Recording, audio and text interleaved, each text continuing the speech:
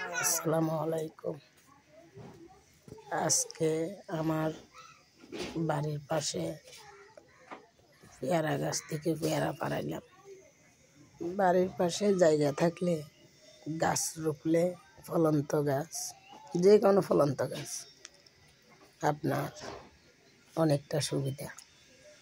যেমন নিজে খাইতে পারি, আশেপাশের লোকজন খাইতে পারে, লাইনাত থাকলে ছেলে মেয়ে থাকলে ওরাও নিয়ে খাইতে পারে ফাইরা। এবং কি হাতে কোনো টাকা পয়সা না থাকলে, হাত খরচ না থাকলে, মাঝে মাঝে হাত খরচ, মাসের শেষ হইলে হাত খরচ থাকে না, তখন ওইখান থেকে পেয়ারা ফল ছিঁড়া বিক্রি করে, আশেপাশে বিক্রি করে হাত খরচ চালাইতে পারে। তাই আজকে আমার পেয়ারা গাছ থেকে মেয়ের জামাই দিয়ে পেয়ারা নাই, তাই বললাম কয়টা পেয়ারা পারে দাও, আশেপাশে বিক্রি করি। পরে বিক্রি করলাম 1 ডজন 100 টাকা করে।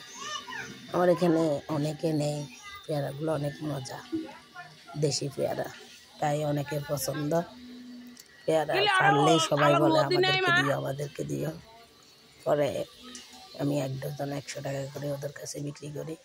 আবার এমনিতেই যে যায় সে পাইরে খায়, আমি কখনো মানা করি না।